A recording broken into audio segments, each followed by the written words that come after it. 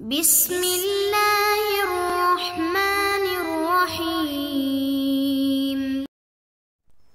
نحمدہ ونصلی علی رسولہ الکریم والحمد للہ رب العالمین۔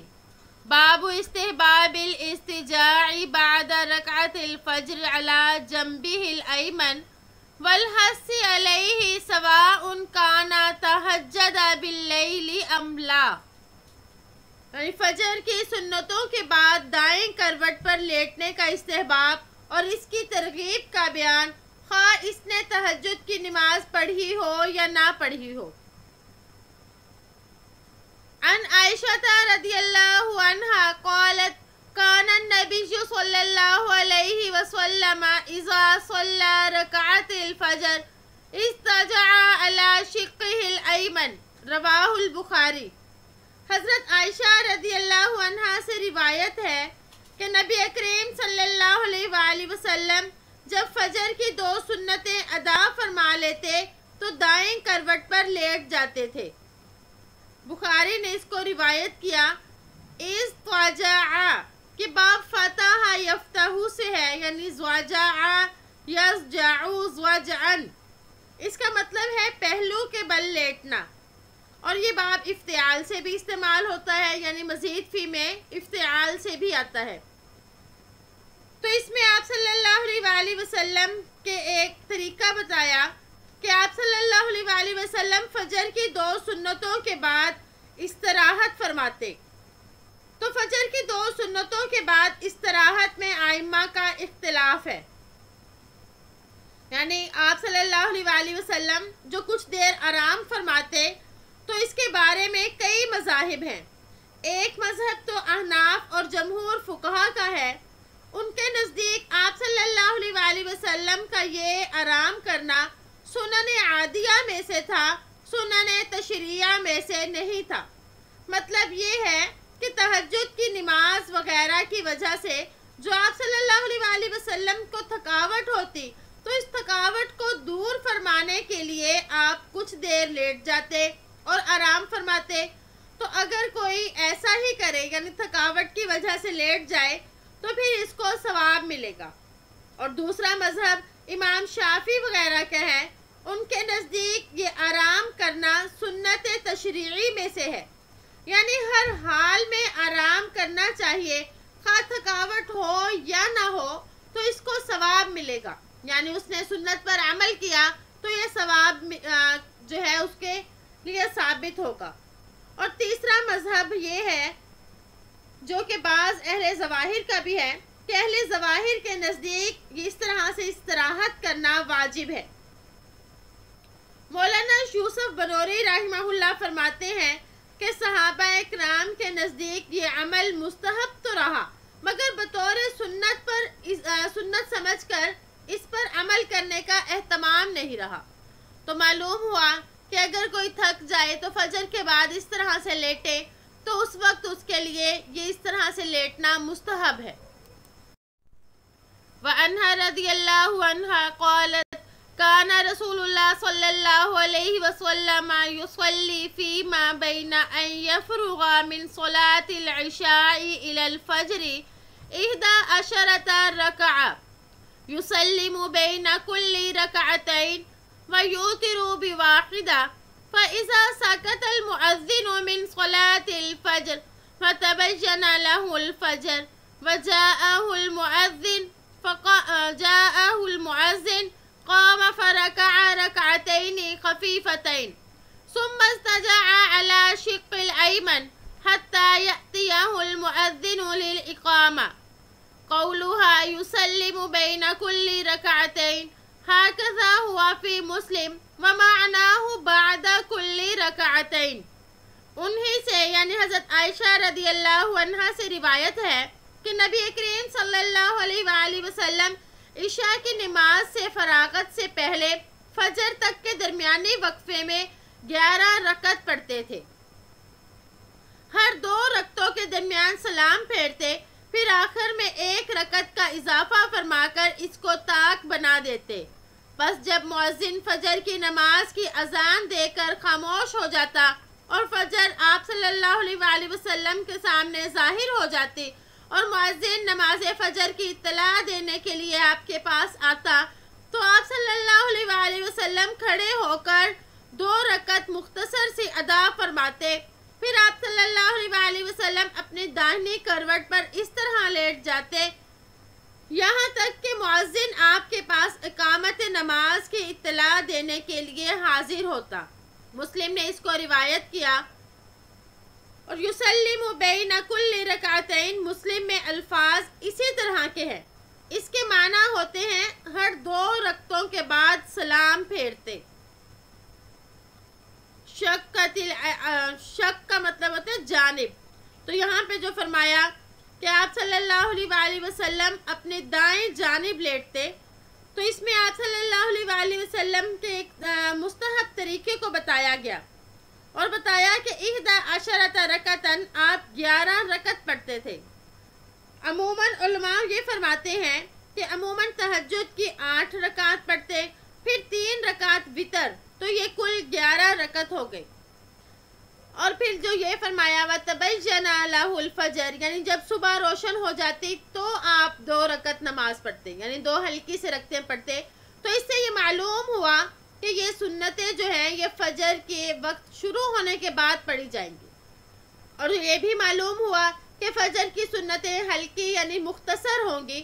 مختصر پڑھنا ہی مستحب ہے اور یہ مختصر پڑھنا ضروری نہیں بلکہ مستحب ہے. اگر کوئی شخص لمبی پڑھ لے تب بھی یہ نہیں کہا جائے گا کہ اس نے کوئی ناجائز کام کیا, تب بھی ہو گئی, لیکن مستحب ان کو اختصار کے ساتھ پڑھنا ہے. پھر فرمایا اضطجع علی شق الایمن یعنی آپ سنتوں کے بعد تھوڑی دیر داہنی کروٹ پر لیٹ جاتے. تو یہ تھوڑی دیر لیٹنا آپ کے نزدیک جو ہے یہ رات کی عبادت کی تھکاوٹ دور کرنے کے لیے ہوتا تھا تاکہ فرض جو پڑھے جائیں تو وہ پوری چستی اور بشاشت کے ساتھ ادا ہوں. لہٰذا مستحب یہ ہے کہ جو شخص رات میں عبادت کرتا رہا, عبادت میں مشغول رہا, تو اس کے لیے فجر کی سنتیں پڑھ کر تھوڑی دیر کے لیے آرام کی غرض سے لیٹ جانا مستحب ہے. تو اس میں آپ صلی اللہ علیہ وآلہ وسلم کی فجر کی رکعات کے بارے میں بھی معلوم ہوا کہ وہ ہلکی ہوتی اور اس کے علاوہ یہ بھی معلوم ہوا کہ استراحت کے طور پر لیٹ جانا بھی مستحب ہے. وعن ابی ہریرہ رضی اللہ عنہ قال قال رسول اللہ صلی اللہ علیہ وسلم اذا صلى احدكم ركعت الفجر فليستجع على يمينه رواه ابو داود والترمذی باسانید صحیحہ. قال الترمذی حدیث حسن صحیح. حضرت ابو ہریرہ رضی اللہ عنہ سے روایت ہے کہ رسول اللہ صلی اللہ علیہ وآلہ وسلم نے ارشاد فرمایا جب تم میں سے کوئی فجر کی 2 سنتیں پڑھے تو اس کو چاہیے کہ اپنی دائیں جانب پر لیٹ جائے. اس کو ابو داود اور ترمذی نے صحیح سندوں کے ساتھ روایت کیا اور امام ترمذی نے فرمایا یہ حدیث حسن صحیح ہے. اس حدیث میں بھی فجر کی سنتوں کے بعد آرام کرنے کا ذکر ہے جیسے کہ ایک دوسری روایت میں بھی آتا ہے جس کا ترجمہ یہ ہے کہ حضرت عائشہ رضی اللہ عنہا یہ فرماتی ہیں کہ جب آپ صلی اللہ علیہ وآلہ وسلم فجر کی سنتیں پڑھ لیتے تب اگر میں جاگتی ہوتی تو مجھ سے بات چیت فرماتے اور اگر میں سوئی ہوئی ہوتی تو آپ بھی لیٹ جاتے. تو اس سے معلوم ہوا کہ فجر کی سنتوں کے بعد آپ کا یہ آرام کرنا مستقل عادت نہیں تھی. کبھی آپ آرام فرماتے بھی اور کبھی حضرت عائشہ سے بات وغیرہ بھی کرتے. تو معلوم ہوا کہ یہ سنت مقصودہ نہیں ہے. اور دوسری یہ بات بھی کہ آپ صلی اللہ علیہ وآلہ وسلم کا نیند سے وضو نہیں ٹوٹتا تھا. اگر اب کوئی لیٹا اور اس کو نیند آ گئی تو دوبارہ اسے وضو کرنا پڑے گا, یعنی آپ کے علاوہ جو بھی ہوگا وہ دوبارہ وضو کرے گا. اور آپ صلی اللہ علیہ وآلہ وسلم کا اس طرح سے لیٹنا آپ کے اپنے گھر مبارک میں ہوتا, یعنی مسجد میں آ کر آپ کا اس طرح سے لیٹنے کا جو معمول ہے وہ نہیں تھا. باب سنت الظہر یعنی ظہر کی سنتوں کا بیان. اس باب میں امام نووی رحمہ اللہ یہ بتائیں گے کہ ظہر سے پہلے جو سنتیں ہیں وہ کتنی مستحب ہیں اور ظہر کے بعد کتنی مستحب ہیں. اس کے بارے میں علماء کا اختلاف ہے جو کہ ہم اس حدیث کے تحت پڑھیں گے۔ عن ابن عمر رضی اللہ عنہما قال صلیت مع رسول اللہ صلی اللہ علیہ وسلم رکعتین قبل الظہر ورکعتین بعدها متفق علیہ۔ حضرت ابن عمر رضی اللہ عنہما سے روایت ہے کہ میں نے آپ صلی اللہ علیہ وآلہ وسلم کے ساتھ ظہر سے پہلے 2 رکعتیں اور ظہر کے بعد 2 رکعتیں پڑھی۔ تو اس میں بتایا کہ ظہر سے پہلے بھی 2 رکعت پڑھی۔ تو ظہر سے پہلے کتنی رکعتیں سنت موقدہ ہیں، اس میں فقہاء کے کئی مذاہب ہیں۔ پہلا مذہب احناف اور امام مالک اور ایک روایت میں امام شافعی رحمہ اللہ کا ہے، وہ یہ ہے کہ ظہر سے پہلے 4 رکعت سنت موقدہ ہیں۔ اور دوسرا مذہب یہ ہے امام شافعی رحمہ اللہ کا مشہور قول اور امام احمد رحمہ اللہ کا مذہب کہ 2 رکعتیں سنت موقدہ ہیں، اور اس حدیث سے دوسرے مذہب والوں کا استدلال ہے۔ تو پہلے مذہب والے اس حدیث کا یہ جواب دیتے ہیں کہ اس حدیث میں جس نماز کا ذکر ہے وہ زوال کے 2 نفل ہیں، کہ آپ صلی اللہ علیہ وآلہ وسلم کی یہ عادت شریفہ تھی کہ زوال کے ختم ہونے کے فوری بعد 2 رکعت پڑھا کرتے تھے۔ اور بعض علماء یہ بھی فرماتے ہیں کہ اس حدیث میں جو 2 رکعتوں کا ذکر ہے وہ تحیۃ المسجد تھی، اس لیے کہ آپ صلی اللہ علیہ وآلہ وسلم کی یہ عادت شریفہ تھی کہ آپ سنتیں اپنے گھر سے پڑھ کر آتے تھے، تو اس میں تحیۃ المسجد کا ذکر ہے۔ وعنہا رضی اللہ عنہا قالت كان النبي صلى الله عليه وسلم يصلي في بيتي قبل الظهر 4 ثم يخرج فيصلي بالناس ثم يدخل فيصلي ركعتين۔ انہی سے یعنی حضرت عائشہ رضی اللہ عنہ روایت نقل کرتی ہیں کہ نبی کریم صلی اللہ علیہ وآلہ وسلم میرے گھر میں ظہر سے پہلے 4 رکعت پڑھتے تھے، پھر باہر تشریف لے جاتے اور لوگوں کو نماز پڑھاتے، پھر گھر تشریف لاتے اور پھر 2 رکعت پڑھتے۔ وَكَانَ يُصَلِّي بِالنَّاسِ الْمَغْرِبِ ثُمَّ يَدْخُلُ فَيُصَلِّي رَكَعَتَيْنِ وَيُصَلِّي بِالنَّاسِ الْعِشَاءَ وَيَدْخُلُ بَيْتِي فَيُصَلِّي رَكَعَتَيْنِ۔ اور لوگوں کو مغرب کی نماز پڑھاتے، پھر میرے گھر تشریف لاتے اور 2 رکعت ادا فرماتے۔ اور آپ صلی اللہ علیہ وآلہ وسلم صحابہ کرام رضی اللہ عنہم کو عشاء کی نماز پڑھاتے اور میرے گھر میں تشریف لاتے اور 2 رکعت پڑھتے۔ تو اس میں یہ معلوم ہوا کہ آپ صلی اللہ علیہ وآلہ وسلم سنن اور نوافل جو ہیں وہ گھر میں ہی پڑھتے تھے۔ تو اس سے ہمیں بھی اسی طرح کرنا چاہیے کہ سنن اور نوافل گھر میں ہی پڑھنے چاہیے، یہی بہتر ہے اور مستحب ہے۔ البتہ اگر گھر میں مشغول ہو جانے کا اندیشہ ہو تو پھر مسجد میں ہی سنن اور نوافل کو پڑھ لینا چاہیے، جیسا کہ آج کل سستی اور مشغولیت کا غلبہ ہے۔ لیکن جس شخص کو اعتماد ہو کہ گھر جا کر سنتیں فوت نہیں ہوں گی تو اس کے لیے آج بھی گھر میں سنت اور نوافل پڑھنا افضل ہے۔ تو یہ مردوں کے لیے ہے جو مسجد میں جاتے ہیں اور جماعت کے ساتھ نماز پڑھتے ہیں، تو ان کے لیے ہے کہ گھروں میں بھی نماز کا اہتمام ہو، یعنی فرض نماز تو جماعت کے ساتھ ہو، اس کے علاوہ سنت اور نوافل گھر میں پڑھے جائے۔ وعن ام حبیبہ رضی اللہ عنہا قالت قال رسول اللہ صلی اللہ علیہ وسلم من حافظ على 4 رکعات قبل الظہر و4 بعدها حرمه اللہ علی النار، رواہ ابو داود و ترمذی وقال حدیث حسن صحیح۔ حضرت ام حبیبہ رضی اللہ عنہا سے روایت ہے کہ رسول اللہ صلی اللہ علیہ وآلہ وسلم نے ارشاد فرمایا کہ جو شخص ظہر کی فرض سے پہلے 4 رکعتوں کی اور ظہر کے بعد 4 رکعتوں کی حفاظت کرے گا تو اللہ جل شانہ اس پر جہنم کی آگ کو حرام فرما دیں گے۔ ابو داود اور ترمذی نے اس کو روایت کیا اور امام ترمذی نے کہا یہ حدیث حسن صحیح ہے۔ اس میں یہ فرمایا گیا کہ آپ صلی اللہ علیہ وآلہ وسلم نے 4 رکعتیں ظہر سے پہلے کے بارے میں فرمائی اور 4 اس کے بعد۔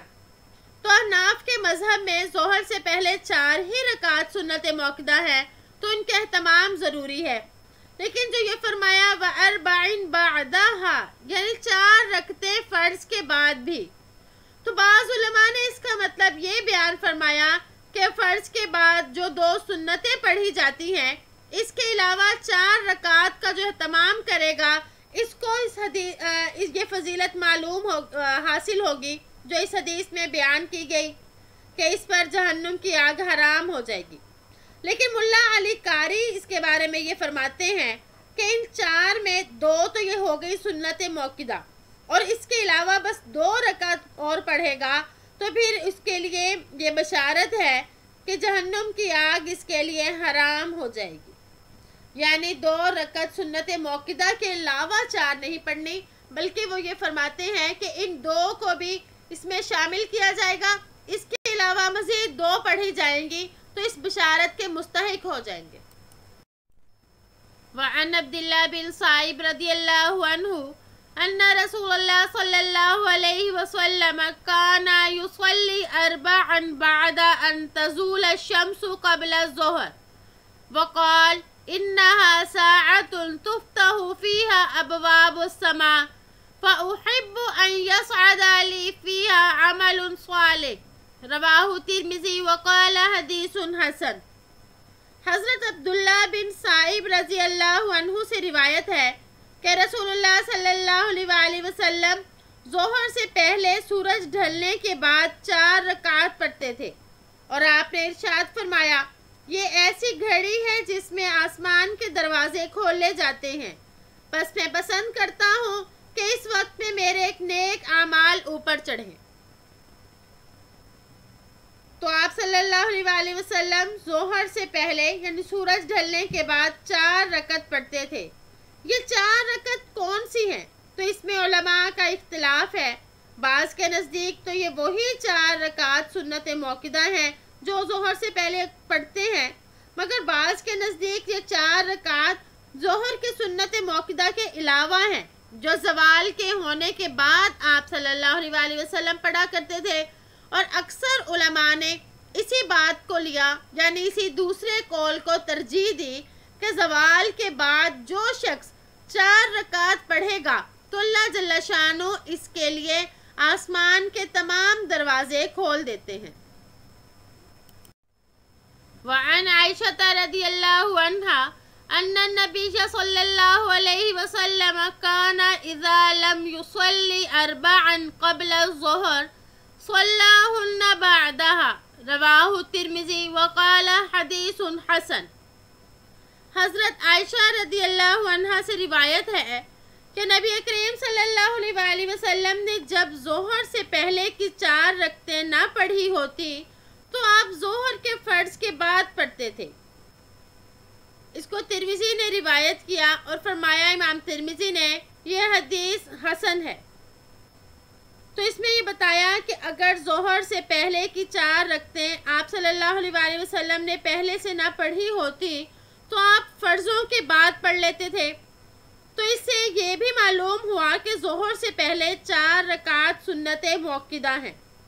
دوسرا یہ کہ جب پہلے نہ پڑھی جا سکیں تو اب فرض کے بعد ان کی ادائیگی کی جائے۔ تو ظہر کے 4 رکعت اگر رہ گئیں تو ان کے ادا کرنے کا کیا طریقہ ہے، اس کے بارے میں احناف کے 2 قول ہیں۔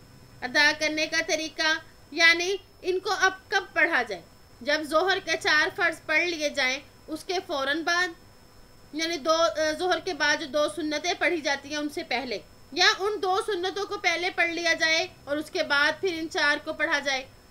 تو امام محمد بن حسن کا یہ قول ہے کہ پہلے یہ 4 رکعت پڑھی جائیں پھر اس کے بعد 2 رکعت پڑھی جائیں گی، اور ایک دوسرا یہ قول ہے کہ پہلے 2 رکعت پھر 4 رکعت پڑھی جائے، یہی مفتہ بھی ہے۔ یعنی یہ بات حضرت عائشہ کے ایک قول سے بھی مفہوم ہوتی ہے جس میں آپ نے فرمایا کہ آپ صلی اللہ علیہ وآلہ وسلم سے پہلے کی 4 رکعت جب فوت ہو جاتی تو پھر اس کو وہ 2 سنت ظہر کے بعد پڑھتے تھے، یعنی ان سنتوں کی جو جگہ ہے ان پہلے 2 سنتوں کی جو جگہ ہے ان کو ان کی اصل جگہ پر رکھا جاتا، 4 فرض کے بعد فوراً 2 سنتیں پڑھتے، اور اس کے بعد جو 4 رکعت پہلے والی رہ گئی تھی ان کو ادا فرماتے۔ تو ہم نے ظہر کی سنتوں کے بارے میں بھی پڑھ لیا۔ تو اللہ تعالیٰ سے دعا ہے کہ اللہ پاک ہمیں صحیح معنوں میں نماز قائم کرنے والا بنائے، نماز میں ہم فرائض کا بھی اہتمام کریں، اسی طرح سنت و نوافل کا بھی اہتمام کریں۔ امید ہے کہ آپ کو آج کا سبق سمجھ آ گیا ہوگا۔ السلام علیکم ورحمۃ اللہ وبرکاتہ۔